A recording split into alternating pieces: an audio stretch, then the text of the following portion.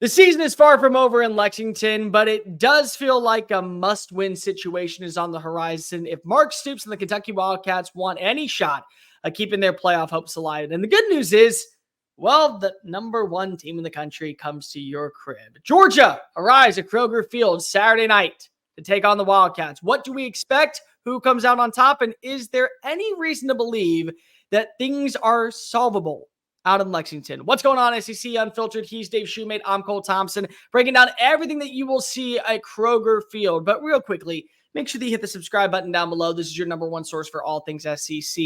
Download the podcast version of the show wherever you get your podcast listening systems. Follow us on the social channels, TikTok, Facebook, Instagram, Twitter, at SEC Unfiltered. Follow Dave on Twitter at Mock10 Sports. Follow me on Twitter at Mr. Cole Thompson. And to check out all of our great work, make sure that you visit SECUnfiltered.com. This episode of SECU is brought to you by Prize Picks. Use the promo code SECU at sign up to get a $50 instant play with your first $5 plus lineup. You go ahead and you bet on players, you bet on stat lines, you walk away with more cash in your pocket, and Prize Picks is going to give you $50 for signing on up with $5. So make sure that you use that promo code SECU at prizepicks.com. A tale of two different stories in week 2 for Georgia and Kentucky. Georgia marches back home and sets a standard against Tennessee Tech. Dominant win, 48-3. Over the Golden Eagles. And Kentucky, well, with ABC and with all of the SEC watching, decided like basically what we could call a goose egg against South Carolina. Offense was anemic. There was no support in the passing attack. You move off of Brock Vandergriff or Gavin Winsip. Your defense allows far too many explosive plays. And now it just feels like we are talking about the Kentucky of old, Dave. We're not talking about Kentucky that has been prominent, that has been highly touted, that has been really overexceeding expectations underneath Mark Stoops. It kind of felt like when you watched that fourth quarter, it was a waving of the white flag, and it doesn't. And I'm personally going to say I don't know if it's correctable at this point. Yeah, I mean, you could put that up there. It's definitely one of the worst Stoops losses probably in the last 5 or 6 years. Maybe the Vanderbilt game 2 years ago. Kentucky fans would argue. Kentucky fans in the comments tell me, but I would put it in just modern, recent memory just without having to look it up there with that one.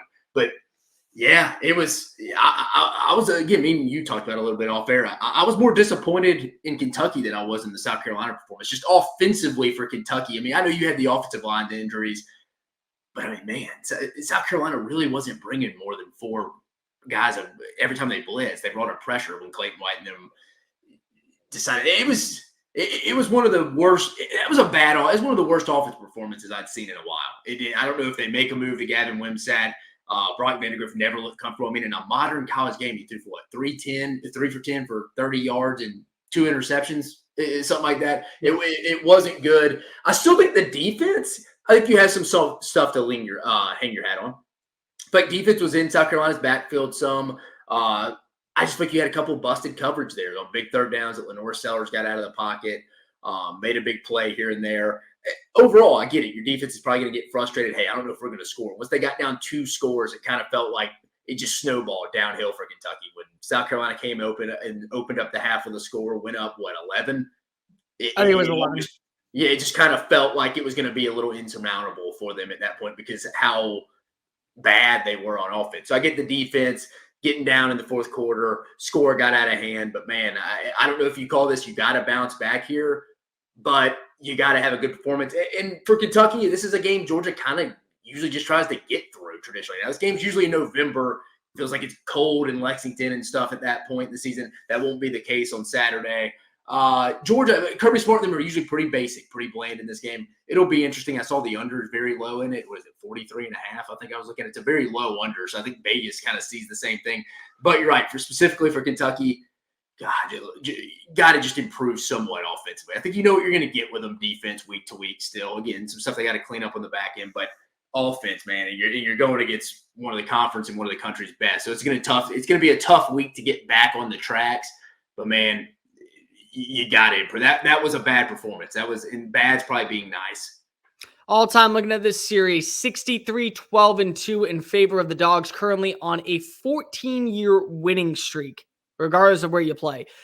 Dave, for me, the big question mark is, does this team have belief? does this team have a standard set internally? And it's because of Mark Stoops was a guy that I think has done everything possible to return the narrative on Kentucky football. He has gotten them to a level to where now we respect them, where they're punching out NFL talent, where we are watching them play close games against opponents that probably shouldn't be hanging around with.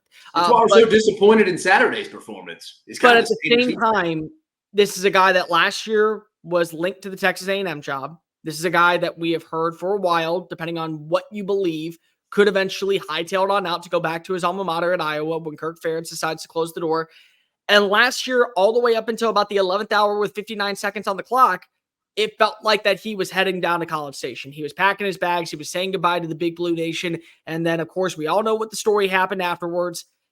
But did the buy-in actually carry on over? Did players who said, oh, well, we were committed to you, we were committed to this program, we were committed to the future, are we no longer good enough and now you're just kind of settling to be here? That was kind of the energy I got in the second half of that game. We're down. We allowed too many explosive plays to the Norris Sellers. We allowed 2 touchdowns. At this point, you didn't want to be here anyway, so why are we going to be on the field for you? A very underwhelming, kind of sloppiest, sluggish performance. Now, you did bring this up. Kentucky did have a very good performance when it came to the run defense. 2.5 yards allowed against South Carolina. No big plays from Oscar Attaway. You had the 1 touchdown run from Rocket Sanders. Of course, we also know that he was very limited when it came to yards after contact. That's a major testament to what you have with this defensive front 7 headlined by Deion Walker and Jamon Dumas-Johnson. But let's also call a spade a spade. What you saw with Rocket Sanders and Oscar Attaway is not what you're going to see this upcoming weekend when you have to take on Nate Frazier and Trevor Etienne. Once again, Etienne finally makes his debut for Georgia, leads the team averaging 15.6 yards per play. Nate Frazier, 4.7 yards per play. Branson Robinson totes it in for the end zone on a 13-yard score. 7.3 yards after contact. They averaged 6.91 yards against the Golden Eagles. And I'm not saying that it's going to be that level when you're facing off against the Georgia Bulldogs team. What I am saying is the competition that you played last week is only going to be elevated this week. And the difference is that the team that marched in last week had nothing to lose. They realized that this year could go one of 2 ways. It was a fork in the road type of game. If we buy into our culture, we're going to be able to establish dominance and we're going to carry ourselves in a new light. The team that comes in this week, Dave, they're out for blood and vengeance. They realized that last year they should have completed the trifecta of a three-peat. They should be sitting in history alongside the Minnesota Golden Gophers. They do belong in that conversation as one of the greatest dynasties we have seen run. But 1 game's kept them short in a 14 playoff method, and now they want to prove to everybody, no, we are not going to be one of the 4 best teams. We are going to be the best team, and 11 others that come and face us. Best of luck to you. You're not getting past. So you think Georgia's going to try to take it out on Kentucky this week? I don't think that Georgia's going to try and take it out in Kentucky. What I'm saying is that the team that you saw last week had enough flaws to where you can capitalize. Where if you have a mistake, let's just say the interception from Brock Vandergriff, you're allowed to regroup, reset, and it won't be a deciding factor. You're given 2 strikes in this game. I'm saying you don't even get a third. You're sitting with a 1-on-1 count going into the first quarter. You get 2 strikes. If they capitalize, it's game over. That's the way I just feel right now. Yeah. Georgia in this game has just always been really weird at Kirby Smart. How they had that 1 4 or 5 years ago that was 0-0, I think, to start the 4th or something. It's always what they come in and they're very bland in this game. So I'm with you. I think season total, they are going to have an edge to them about that from losing to Alabama. Does it factor in this week? I don't know. What do they got? Georgia's got a bye week after this, and then they go to Tuscaloosa. I believe, yeah, they get a bye week next week. Yeah, they get a bye. Them and Alabama are both off. They get a bye week after this before they go to Tuscaloosa. Yeah, I mean, you could see a dominant. I mean, I think we all think, not sugarcoating it. I mean, I think we all think Georgia's going to win this football game. It's just sometimes it's not in the. I mean, the spread. I see a lot of people kind of thinking, man, it's only 23, 24 and a half. I thought it'd be more than that. I think Vegas kind of feels that too. It's like this game is usually Georgia runs the football, very run heavy. Probably see a lot of Etienne. Probably see a lot of Frazier. Maybe a little bit of Branson Robinson, kind of getting him going because you're going to need running back depth. And then maybe just lean on the offensive line a little bit. Maybe if they can get that heavyweight, just hammer punch and put them out, go up 17-0 real fast, and they feel like they can kind of cruise from a standpoint. But yeah, I mean, Georgia's got a lot more tough games on the schedule here. But you're right, from just a strictly standpoint of season, yeah, I think they're out for vengeance and stuff. I just don't know if that will show this week because, again, I don't know how much they're really going to show this week against Kentucky. I mean, similar to probably how Sark felt in the second half, like, guys, if we don't go turn the ball over, and that's Kirby. I mean, Kirby's a defensive guy at heart. It took him until Todd Monken became the OC for him to really open up the offense. Now Bobo's back. I could just see them make, dude, we trust we trust Carson, but as long as we don't turn this football over, guys, we can not name the score, but we'll just get out of here. Let's get to the bye week. Then we're going to start getting to the thick of the schedule. I think that's kind of what you'll see, because I've heard they had such a physical fall camp, one of the more physical fall camps they'd had under Kirby Smart at Georgia. So I still think they have a bunch of nitpicky injuries. I'm sure they would love to get some guys out that don't play in the fourth quarter, maybe midway through the third quarter here, and they can start getting ready for that bye week before they kind of go get, like you're talking about, that little bit of a revenge factor. That'll be next up on the schedule. You know, the curious thing is, though, even though I do agree with you that this is going to be, I think, a very run-heavy performance, Carson Beck continues to show why absolutely he was the right call at quarterback. And I'm not saying anything about Brock Vandergriff. We'll get to him in a moment. But you look against Tennessee Tech, 18 to 25, 5 passing touchdowns, completion percentage of a yards per attempt of 9.7.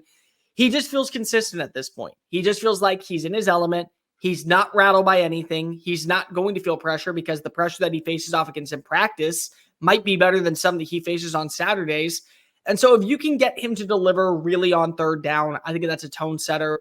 This game is one where I really want to see maybe someone separate themselves as a wide receiver one. You know, Arian Smith has come on strong, 4 catches last week. Dylan Bell had a really good game. Lawson Lucky had a good game. Dominic Lovett had a good game. If you can find yourself an established number one receiver that can go up against Hairston and maybe keep this thing to where you're controlling the tempo, you're kind of taking care of business, you're doing what South Carolina did last week, though we expect it in this game, that's kind of where I feel confident. So I want to watch as one of these players break out, because going into next week or after the bye week, you get to face off against an Alabama defense that, even though had its fair share of troubles with South Florida, nobody's going to undersell that. It still is Bama. It still is Bryant-Denny Stadium. It still is a matchup that we circle on the calendar because of what this game means to the future of college football, what this feels like a passing of the torch moment of dynasty to dynasty. Saban's no longer on the sidelines. That's been Kirby's kryptonite for most times that he's gone up against him. Now it's going to be a strength against DeBoer. I want to see that number one established receiver kind of capitalize in this game, even if it's for the first quarter. And then I will agree with you. Going into the second half, this feels more like a game that you are watching Georgia's defense control the narrative. They get 3 and outs. They get 3 and outs. They go ahead and they force punts. They don't allow Brock Vandergriff to take any capitalization. Then you get to see the backups kind of come in. Then you get to kind of see this run game kind of take control. Then you get to see the ground and pound physical approach of Georgia that we have known to be really established in the last decade plus underneath Kirby. That's really where I'm looking at this narrative. Yeah, I'm kind of interested to see how early or how willing they want to go to Gavin Wimsatt. I'm sure there'll be some packages in for him, but him potentially full-time come over the Rutgers transfer. That'll be interesting. We obviously know the storyline. Brock Vandergriff, former Georgia guy from Athens, went to Prince Avenue. But yeah, I think the whole key to this is, yeah, you're right. Georgia's kind of can go work on themselves this week again. Again, it's a conference game. I'm not trying to. These games have been close before between Georgia and Kentucky, but I think that's just more like the stylistic wise. I think Georgia's just going to try to lean on what they do, and I think just trying to get that bye week as healthy as possible. I think Kirby probably wouldn't admit that in a staff meeting, but behind closed doors, I think that's what he would be saying would be that's the best case scenario this week when they head to Lexington. We got to talk about Brock Vandergriff in this matchup. It wasn't good. It was night and day difference. And the crazy part is that you look at that stat line against Southern Miss and you say to yourself, there's something here. There's something to like about this. You got 3 touchdowns on the day. You also realize he had an interception in that game, and he nearly had another pick six. And in this game, it came back to bite him in the ass. Nicky Emanwari ran it back, easy score, and that just kind of felt like the last deflation of the balloon as it's crumbling back down to earth. You're watching it wither away. He needs to regroup. The biggest thing that will keep Kentucky interesting in this game to me is actually Brock Vandergriff. Because of whether or not you want to believe it, and Kentucky fans, I know that you've heard it all offseason, but I've spoken to multiple people about this, and so have many others. There was a quarterback competition last year in Athens between these exact 2 quarterbacks that will take the field. And Brock Vandergriff was good enough to push Carson Beck to the front line. Now, that could mean one of 2 things. The first is that Brock Vandergriff had a really bad showcase against a very solid defense that came to play and went all out with an offensive line that certainly is underwhelming at this point. The other point could be that Carson Beck and Brock Vandergriff both did not look good going into week one, but Vandergriff never was able to go regain that group, and Beck just steadily improved to where he was the right guy. And that's kind of the case. And right now, you kind of feel like it's the latter more so than the former. But if you are Brock Vandergriff, you have to leave last week in the past. It has to be dead like disco. It has to be out of sight, out of mind, because you can't carry this aura over into the next week. Kentucky still, for my money, can be a really solid team. Defensively, they have the pieces. They have the most underappreciated wide receiver core in the SEC. I think their offensive line, as bad as it looked on Saturday, can get better. I believe the run game can get better. Yeah, they had a bunch of injuries too. That'll be key. It can get better, Dave. I believe that. But if you don't have a quarterback, and if you have two quarterbacks, whatever you want to go with this narrative, you don't have one. And so for this game, you have to be setting a standard if you are Brock Vandergriff. Have those RPO plays. Don't be afraid to tuck and run.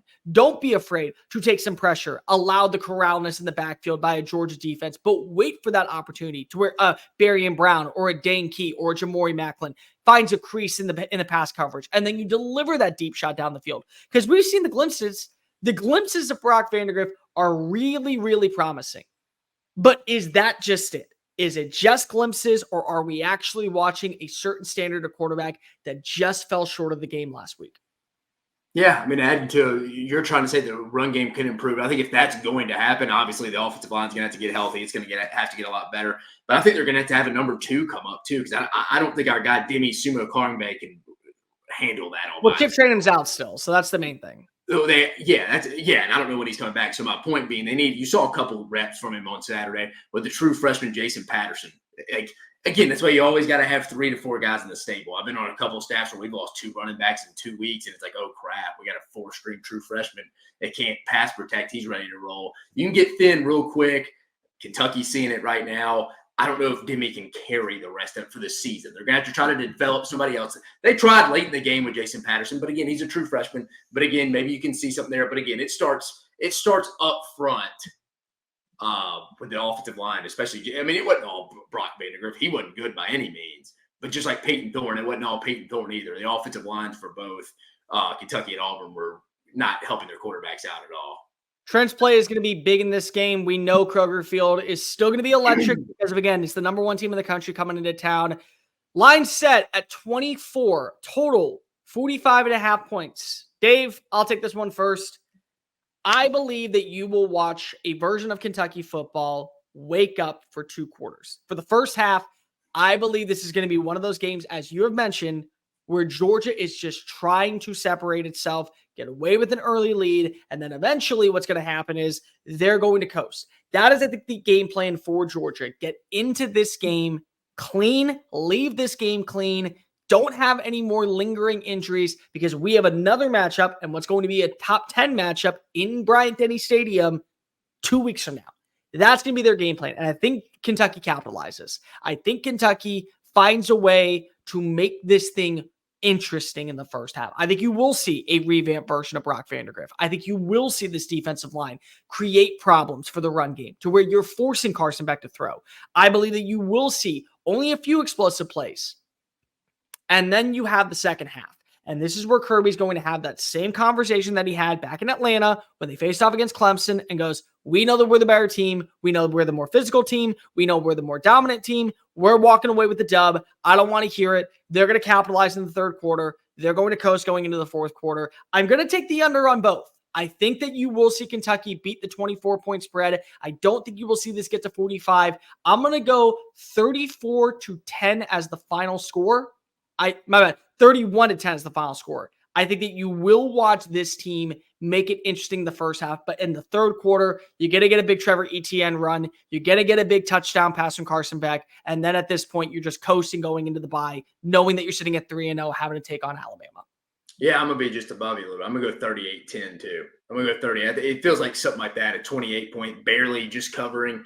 I've seen this game too many times. I think my strategy would be, I don't know if Kirby would do this, when I would be coming off throwing play action, spreading them out. Hey, let's go get a 2-score, 17-point lead. Let's get them throwing, get out of their comfort zone. Maybe we get some picks. We're up 24, 28, 3, nothing at halftime. We're feeling good. I have a feeling, though, Kirby's not going to do that. I think they're going to go lean on the run game. He's going to want to see some things out of his tight ends with Oscar Delp, Lawson Lucky, the Ursek kid transferred from Stanford over there. I think they're going to try to see if their tight ends can lean on them, too. That's what I think they'll do. I personally would try to go for the throw early. I would try to go get them. Let's go get them down 14-0 real fast. Get them passing. They have injuries on the offensive line. We can rush 4, rush 5, blitz the A-gas. We'll be in his face all night. It'll be over. Right? You go hammer him first. I don't know if that's in Kirby's DNA specifically in this game. For whatever reason, history tells us he doesn't go for the throw early and puts him away. This game's usually closer than it probably should be. Again, you just talked about bye week. Been one of the more physical fall camps for Georgia. No injuries. Let's run the football. Let's get Trevor's hand hot. He's only played one game. It's the best team he's played since he's been with us so far, obviously. And let's go get into the bye week healthy, and let's be as healthy as we can be when we roll to Tuscaloosa for one of our bigger games of the season. So I'm going to go 38-10, just a little higher, and can Georgia win by a little bit more than you had. Kentucky, find a way to make this thing interesting going into the fourth quarter, and I promise you at least are back on track from what many people would say is expected. Not many people are picking you to win. Not many people are expecting you to be a playoff team. What they are expecting you to do is look like the Kentucky that we know and love, and the Kentucky team that is supposed to be known as Big Blue Nation. Let us know in the comment section down below. What is your score prediction? What do you think of this matchup? Is it going to be a blowout for Kirby Smart? Will Mark Stoops be able to get the team back on course? Will we watch an upset in Lexington occur? Kind of like we saw last week in some people's mind. Or like, rate, review, subscribe. Make sure that you're following us on all the social channels. TikTok, Facebook, Instagram, Twitter at SEC Unfiltered. Follow Dave on Twitter at Mach10 Sports. Follow me on Twitter at Mr. Cole Thompson. And to check out all of our great work found, make sure that you visit SECUnfiltered.com. For Dave Shumate, I'm Cole Thompson. Bulldog and Wildcat Nation. Peace.